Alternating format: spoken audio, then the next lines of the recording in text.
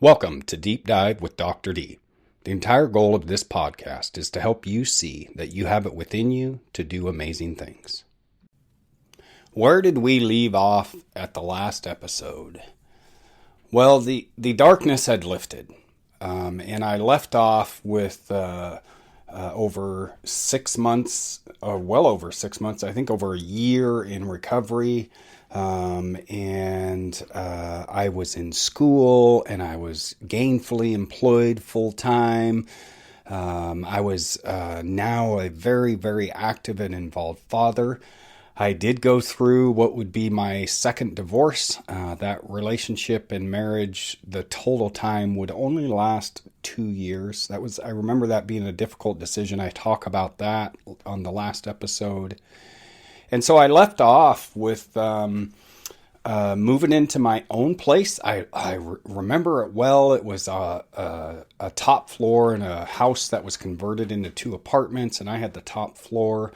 Anthony had his own room. I had my own space, and I had gotten back into a job role that I didn't think would ever be possible again, because post meth days and crack days, I had I was a convicted felon. And I remember this was a moment in time in my recovery that really showed me the power of change. It showed me the power to what I say is keep moving forward. No matter what. And I have it journaled. I just read one journal where I was going through a tough time, and I said, first and foremost, do not drink and use, doing that, and then doing other things. I have it journaled. I was seeing a counselor, even well after I got out of treatment both times, and I was healing. But I was doing the right things and the next indicated things in positive ways. And if you've been following this story of my life, I had previously, post-military, I worked in retail loss prevention, and I really loved that work. I was really good at it. But post-meth days, post-darkness years, I'm now a convicted felon, so I just didn't, even consider it as an option. Well, my brother-in-law at the time, Vern, he was working for Fred Meyer. He was a loss prevention manager. And I remember talking to him about it and how cool it was. And inside I was like, I felt bad and envious a bit because I couldn't do that. Here I am a convicted felon, but I wasn't letting it stop me from doing things. I was in school to be a counselor. I was working full-time as a cook, and I'll never forget Vern calling me. This is in 97. He calls me, and he says, hey, I have a part-time position at my store. He was at Fred Meyer in Lakewood, the old Fred Meyer in Lakewood. It's no longer there. But he was working at that store, and he says, and I think you should apply. I'm like, Vern, hello, I'm a convicted felon. One of those felonies being second-degree burglary. He's like, well, yeah, I was just over a year sober. He says, well, my boss, Kevin Roof, who is someone I consider to be a friend to this day, but I didn't know him at all at this time. He said, my boss, who's the district manager, he's a pretty open guy. I can get you an interview. And what do you got to lose? And I was like, oh, interesting. Well, I was working. I didn't need the job. I was already working. I was in school, so I had stuff going on, and it really just hit my brain. I'm like, all right, get me an interview. So he got me an interview. I'm pretty sure it was him and Kevin that were there, and met Kevin, really nice guy. And I just kind of told a bit of my story, where I was at in life and a little bit about where I'd been, and then my experience and what I could bring to the table. And I'll never forget, he listened very intently, and he said, hey, you know what? What you're doing is amazing. Good for you for turning your life around. But with just a year in recovery, I'm not willing to go to my boss yet. And I'm like, okay, well, why am I here? He says, but if in a year from now you are kind of in the same place and we have an opening, apply again. If everything's, still in the same and you're doing good things. Long story short, about a year later, Vern calls me. He was still at the Lakewood store. And he says, I have a part-time position. Do you want me to call Kevin?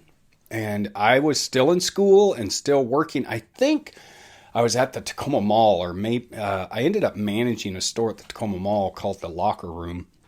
I was really good at it. I did really well. My brother had got me that job. Anyway, and I said, yeah, give him a call. So here I am. I'm, kind of knocking on Kevin's door. It's a year later. I'm still in recovery. I'm still doing the same positive stuff. And he went, at the time, Fred Meyer was owned by Fred Meyer. This is pre-Kroger buyout day. And Scott Bringhurst was the vice president of loss prevention. He took it all the way to the top and got it approved. And I got hired at Fred Meyer as a loss prevention specialist. That was a really positive experience for me to see that, one, that someone was willing to look beyond my past and really look at the progress I had been making, and that recovery does work and lives do change, and the world is my oyster, so to speak, that I could do amazing things. So I started part-time, and I liked it. They had a great loss prevention program. They were all in on risk management, loss prevention, and safety and all that, and I liked it. And that actually would end up being my career from 98, I think January of 98, until about 04. And it was great. So that had happened. So I was working at Fred Meyer. I had gotten my own place. And at Fred Meyer, I met a girl. And this would be what I call Stephanie number 2. She worked in the shoe department at Fred Meyer that I was working at. Excuse me. And we started talking. And that talking would turn into this is 98 and probably 05, 06. Oh, wait, it would be, I think we finally gave it our last go, we did, in 07. And then by the end of 07, we finally said that we've tried all we can try. And then we separated for good. But that would be that long of a relationship, nearly 10 years with her. So I meet her, we start dating. My relationship issues were still, I was improving, but I still wasn't making healthy decisions. I would start, interesting, about the same time or right before I met Stephanie, I was talking to and having an affair with another married woman. Not a good decision. Terrible decision making. But I would end up, I've never realized this before, you guys. Just like the previous with Sue, I would end up going, seeing the married woman's not a good thing. I would much prefer see this person who's single and available. And so I would turn mine and Stephanie's dating into a serious relationship. So that's where we are. And I turned it into a career. I decided to stop going to school. I had darn near pretty close to earned an associate's degree for drug and alcohol counseling. I had done a little bit of an internship, but when I got the job at Fred Meyer and the opportunity to go full time, I had to make a decision. Was I going to make the Fred Meyer gig, a career?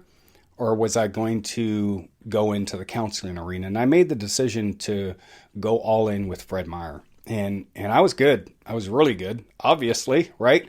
One, I had experience doing this job before, but two, I had been in the place of, knowing what to look for when it comes to criminal behavior. So I was really good at it. I excelled. And I have some journal entries that I'd like to read, some short ones. They're not real long. From the same journal that I have that has journal entries going all the way back to 1994, and journal entries actually in this hardbound, one you write in journal, all the way up to 2022, and I might even have one or two.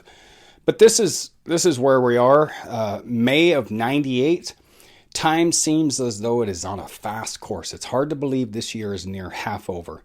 Life is going well right now. And I read this, and this was good for me to remember. I still am going to counseling, which is helping me to learn how to live life on life's terms. I encourage anyone in recovery to go to a counselor, to see a therapist.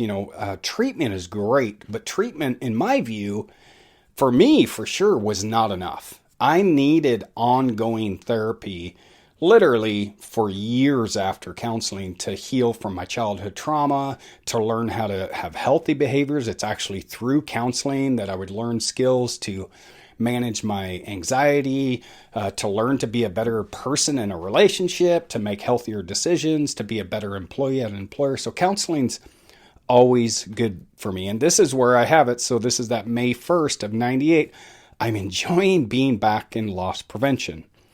And I do read after this, I'm still struggling with depression. I still struggle at times with fatigue and insecure feelings, but they're a lot better than they used to be.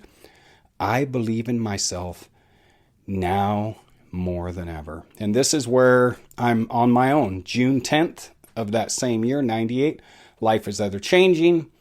I'm on my own again. I made a decision to stop the continuous cycle of pain that was in mine and Sue's marriage. While I'm hurt that it is over, I have a lot of release of frustration since I've left. I like my new place and so far am enjoying being on my own. I need to be really careful about getting into another relationship. Dating is okay, but I need to be okay with me for a while. That's that June of 98. So this is a time period, and I just remember this was a really positive, forward-moving time for me. I was struggling with worry and anxiety and depression, but I also was going to counseling. I was talking to my doctor about it. I would try different medication along the way. And it was good. Here I am. My recovery date at this time was February 21st of 96. So I'm over 2 years in recovery. I was spending time with family. I had friends I was spending time with. I was exercising. Money was a struggle, but not nearly what it used to be. I was still learning how to manage my money. And again, that's one thing I'm grateful for Sue from my second marriage, is she helped me a lot in that realm. In fact, it's in this time period that I get my license back for the first time in 3 or 4 years. When you lose your license, when your license gets suspended, it costs money to get it back. And one of the first things you end up having to do is pay your tickets, and before you can get your license back. At least that's how it used to be. And I was chipping away at him, and I'm forever grateful for Bob Jones, my ex-father-in-law, my son's grandfather. I'll never forget, him and I always stayed connected long after me and Cindy divorced. We would be friends. They were family to me. And I'll never forget him saying, and he was Bob, he's like, meet me down at Puget Sound Bank. This is when it was Puget Sound Bank. I'm like, okay, so I go down there, and he co-signed on a loan for me to pay off what I had remaining on my tickets, which was about $2,000, so I could get my license back. That was huge for me, because that's a significant barrier, right? If you're doing all the right things, well, you need to get to work. And I was riding the bus and I was doing all those things, but was I also driving when I shouldn't have been? Yeah, because I had to get to places. Funny thing though, I never got pulled over because I was being responsible. I wasn't driving like an idiot, blah, blah, blah. But I got my license back in this period of time. I'll never forget. Because it had been so long since I had it, I had to do the written test and the driving test. And I took it, I think it was out in Parkland where I took it. Maybe it was a DMV office out there. And I'll never forget doing the driving test. And I was just like a kid. I was so excited. And the driver instructor guy, he's like, wow, you're really... I'm like, yeah, it's been a while. I'm super excited. got my license back. Having been a convicted felon, I also remember facing significant barriers. Going backwards a little bit, me and Sue, when we were together, we wanted to move into these nice apartments in Sumner. And as a convicted felon, and this is the same with jobs and getting a place to live in employment, you have to check that box, right? And well, I checked the box and I just, put a little synopsis of what happened and to get this apartment. And I remember, we were kind of really excited to get it. The couple was really nice that was managing it. And so they had given us the application, so we fill it out. And then it was crickets. Not a peep. We didn't get a phone call back. We didn't hear anything. And so it was close to where we were currently living. So I stopped over at the manager's office where they lived. And she would barely open the door. I'll never forget it. I felt like just less than nothing. She would barely open the door to give me the time of day. I had changed my life. I was a whole different person from what I was when I did those crimes, but that's what you're faced with as a convicted felon. So one of two things I can say: kids, don't do drugs so you don't do crime, so you don't end up a convicted felon. Also, criminal justice reform. We need to help people who have turned their lives around to keep that positive momentum forward. So that was a barrier, and it's the same with jobs. I was fortunate for the Kevin Roofs of the world who were willing to, listen to me beyond an application, beyond a checkbox, and have a conversation and give me a chance. So, it's funny too. It's a lot easier to do these podcasts talking about the lighter side of my life. It wasn't all perfect by any means. But man, it was certainly so much better. And I just felt a lot of lightness in a lot of ways for my future, by doing a very simple but big thing by saying, you know what, drugs and alcohol, I've given you a lot of my life. And to that, point in 96, I had been drinking and using from 12 years old all the way to 29. And I probably heard this along the way, and I say this to people now. I had given drugs and alcohol my all for a long period of time. And so I made the decision, in that February of 96, and then when I went back to treatment for the second time, and from that point forward to, you know what, I'm going to give my all to recovery. I'm going to do whatever it takes, one, to not drink and use, and two, to improve my life, to turn things around. And it is a lot of work. It's not, I always tell people, life is still life. Anyone in recovery that's been in recovery for any amount of time will tell you, we learn pretty quickly after that. They call it the pink cloud of early recovery. Early recovery, it's like, wow, I'm not going to jail. Oh my gosh, I'm physically feeling better. Whoa, I got a job, right? People want to talk to me again, all of those things. And that dissipates because life still happens. Well, I still had the massive weight of financial destruction. I had to treat all of my mental health stuff. I had to repair relationships. I had to do a lot of work, right? And that takes time. So, back to where I was. In just looking through my journal, I want to go to, where do I start? It's been over a year. Oh, here we go. So this is November of 99, and it says it's been over a year since I wrote in here. And it says, where do I start? It has been over a year since I wrote way too long. Me and Stephanie are still together. We have been through good and bad, and we are still trying. I'm seeing a new counselor. That's good to hear, because I needed it. To continue being well. Tyler is doing great. I'm possibly going to attempt to get custody of him. Yes, Brad. I remembered his name, you guys. Cindy is still allowing him to be around drugs and crime. Brad was the guy's name that she was with for a while. And he was still active addiction. If you remember back a couple episodes during the darkness, I brought up a guy. I couldn't remember his name. It was Brad. Good guy, but he was in active addiction, right? I used with him. Well, that was continuing. He was not in recovery. And that was really frustrating to now, being in recovery, see my son going through. I could see it clearly, the damage that it was having with him being around it. Trying to move up, it has turned out to be quite the process. This is my role at Fred Meyer. I wanted to become a loss prevention manager, which I would end up doing. Me and Stephanie are still learning to communicate, and I'm hoping for the best. So, so me and Stephanie and 99, I'm wondering if we had moved yet to Puyallup.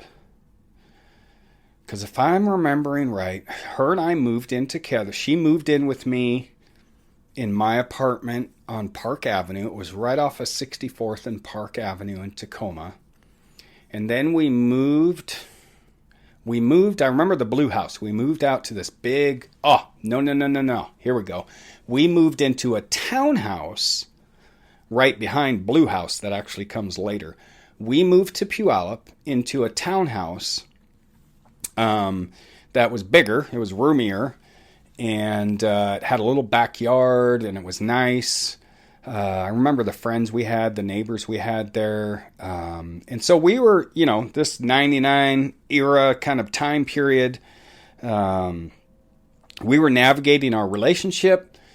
And when I say navigating our relationship, we struggled with communication. Stephanie had been through a lot with abuse from her mother, and then abuse from her son's father.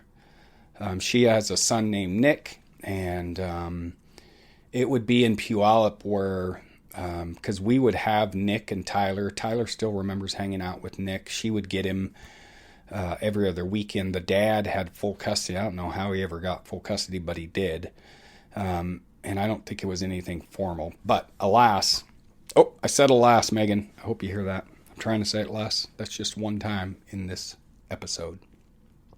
So she had a lot of her own stuff that she was starting to address. She was going to counseling. I was going to counseling for my stuff. So both of us were navigating, improving our lives, and with that comes, struggle. It was tough. And I was the one that, I was like, I want to talk about it. Let's figure it out. And I remember she would just clam up. She was really hard for her to talk. And, looking back now, I have a lot of sympathy for her and empathy and understanding, because it was a really difficult time for her. She was working for Fred Meyer still. We were just at different stores because I was in a loss prevention role. We couldn't work at the same store. So I'm pretty sure she was, I don't remember where she was. We did work at the Puyallup store for a while together. Anyway, so we moved into a townhouse in Puyallup. My mom,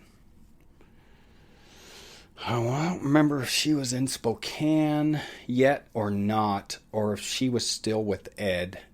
At some point, my mom leaves Ed. He moves out for good. This guy, he ended up dying an alcoholic, purely alcohol-related death. Cirrhosis of the liver. He would be found in a motel in Portland. I remember because my mom got the call. Really sad, probably painful death.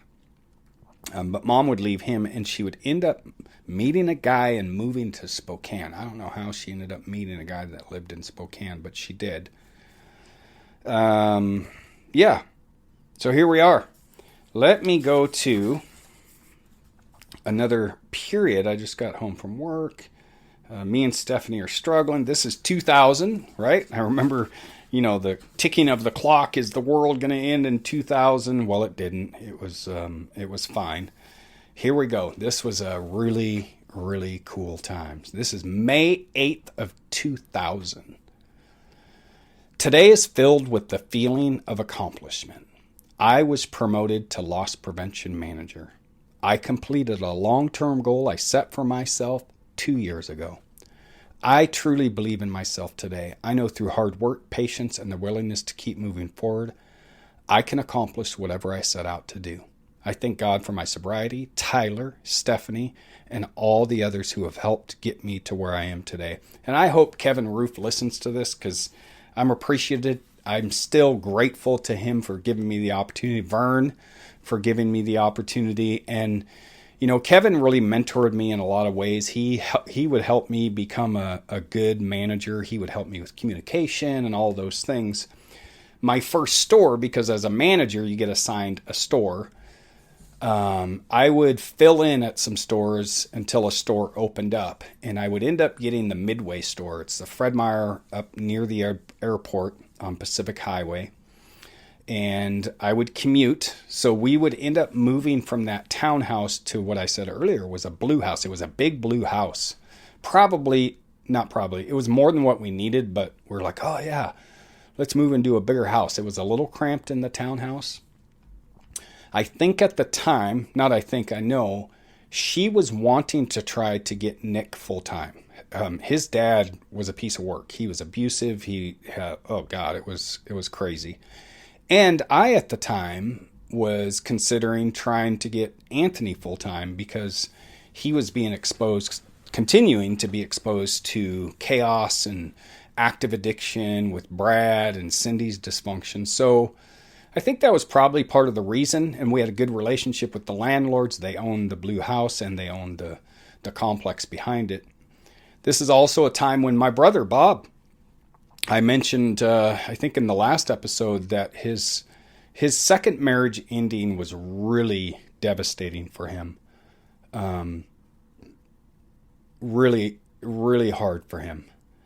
It was the first time in my life I really saw my brother get vulnerable in a way that I had never seen before. He would live with us for a little bit. You know, his whole life changed drastically. You know, this is early 2000s now, 2000, 99, 2000, 2001. And he went from, you know, having what I think he viewed as a great life, living in Seattle and hustling and moving and doing all these things with Kristen, and they had goals and dreams, and then it was all gone. And so he had gotten a DUI, I remember that, and so he was ordered to go to meetings. I remember going to a couple meetings with him. His whole appearance, he changed his appearance. And I had my dog Cody. He loved my dog Cody. He was a big old Rottweiler Malamute, just a gentle giant.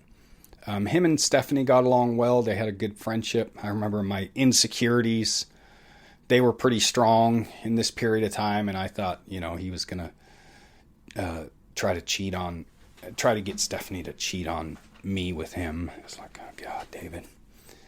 And then a shift would happen. Pretty significant shift. I remember getting the call from Cindy saying that she was moving. I think by now she had left Brad, and she had finally left Brad. She was working as an optometrist assistant. She was trying to work toward being an optometrist, I can say the word. And she got a job opportunity. I'm like, oh, cool. Where at? And she said, you ready for this? Now, I'm a Tacoma boy, city boy. That's Cindy. She had lived in the Pierce County area her whole life. And she says, it's in Yakima. Wow. Yeah, that was like, I'm like, are you kidding? You can't be serious. You're not going to take my son clear across the state. You know, for me to that point, you know, I'd only been over the mountains as a kid to visit grandparents who lived in Natchez a couple times. I didn't know what was over here. I live in Ellensburg now. And she says, yep, I'm moving. My parents are moving with me. And I'm like, oh my. It really rocked my world.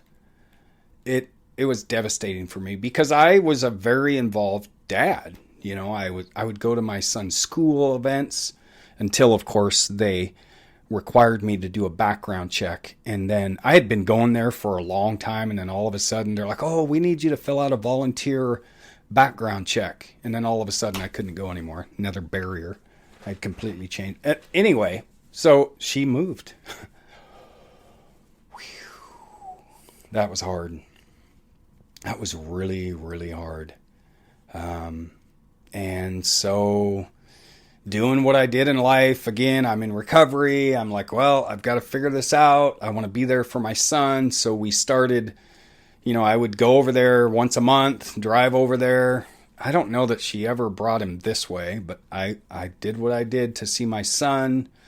Then Kevin, my district manager, he called me somewhere in 2000, and I don't have that journal anywhere.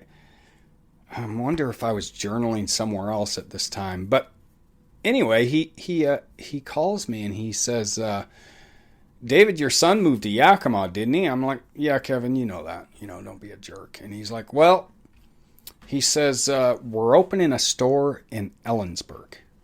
And I said, and I quote, where's Ellensburg? He says, well, it's just an hour or less from Yakima. And being in retail loss prevention with Fred Meyer at the time, if you wanted to grow, this is kind of the retail management environment. If you want to grow, you got to go. You got to move. You got to move around. So I had been at the store I'd gotten for well over a year by this point, and it was a okay store, but it was kind of a boring store. It had a decent amount of external theft, but not a lot of internal anyway, and it was a smaller store. So he's like, you can get the experience of opening a new store, go into a remote area, that'd look really good for future opportunities, blah, blah, blah. And I'm like, okay, well, I gotta think about this. He says, why don't you take a drive over there, check it out. All right, fine. Now, Stephanie, when she was younger, she used to have horses. I remember her talking about them, and, well, Ellensburg is a horsey town. So she was kind of excited. And it's also, gosh, I wonder if I have this journal somewhere that I'm just not finding it. But her and I were, like I said, we were having some struggles. And she almost didn't come with me. But we went over there. I had my Ford Ranger pickup truck.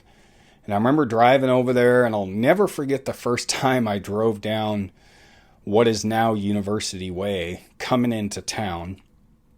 And going, oh boy, this is a whole different world over here. Like, oh wow, can I do this? And so I ended up, because I wanted to be closer to my son, because I wanted to have opportunities in my career path, I ended up saying yes. And we ended up saying yes. But she almost, we would do the breakup thing, break up, get back together, break up, and she almost didn't come with me.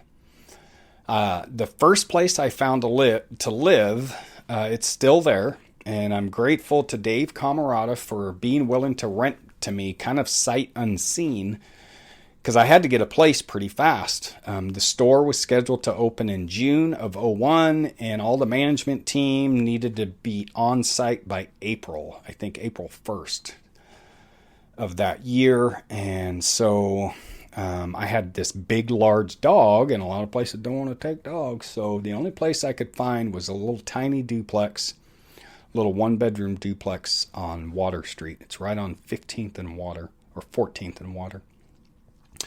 And we moved over, and I helped open Fred Meyer in Ellensburg, and this would begin my journey in Ellensburg.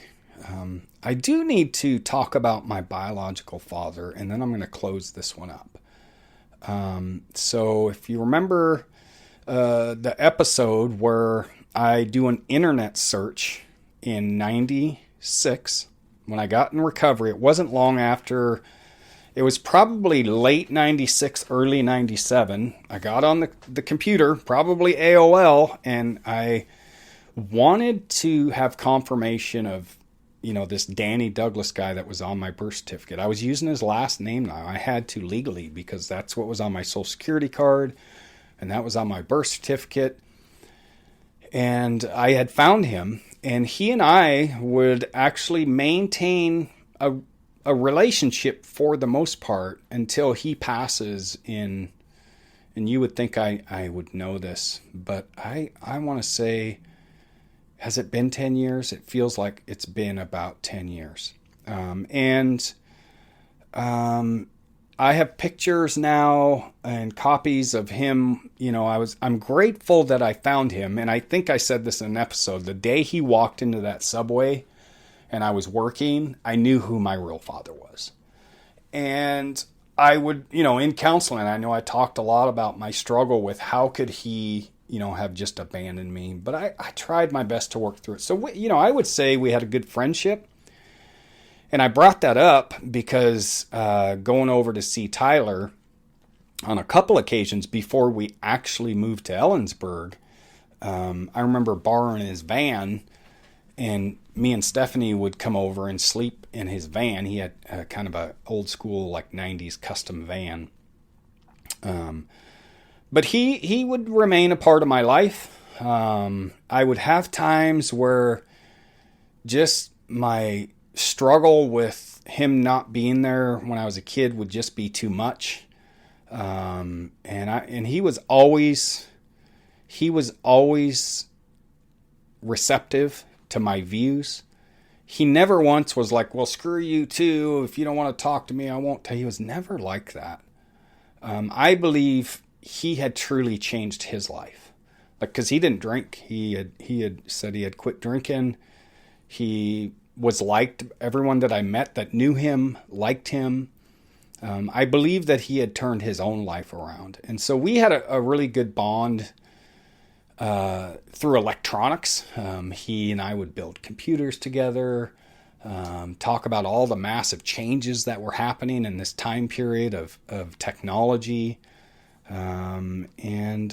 Would continue to be a part of my life until he passed. So I'm going to close this one up with that right about there. We're in Ellensburg, and so the next episode we'll start going through my time in Ellensburg, which has now been crazy to think. It's been 24 years that I've been in Ellensburg. And if you don't know by now, this is my recovery month. That date of February 21st, 1996 would change. I returned to use in 2006 for a short period of time, about 6 months.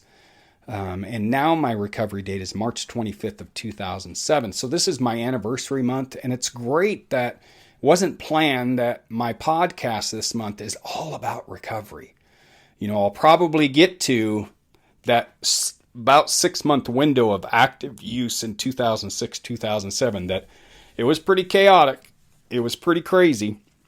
But outside of that, it's all my life in recovery. And I think that's fitting that, the stars have aligned, the universe has spoken, God has says, whatever you're going to use, that during this month of March, when it's my anniversary month, I'll celebrate 18 years on the 25th. I'm talking about my life in recovery. If you're out there and you're listening to this and you're struggling, don't give up hope. You too can do the same things I've done. I always say I'm nobody special. I'm just a kid from the streets of Tacoma who was given access to resources along the way and have been able to navigate a pretty amazing life to where I am today. I also say I'm not the smartest guy in the room. One thing I have that I believe people in recovery have, maybe more than some, is stick-to-itiveness, the ability to just keep thriving, the ability to just keep trudging, the ability to say, I'm going to find a way. And I hope you find your way. Love to all. Thanks for listening to Deep Dive with Dr. D. You can follow me on my other social media channels by clicking the link in the description.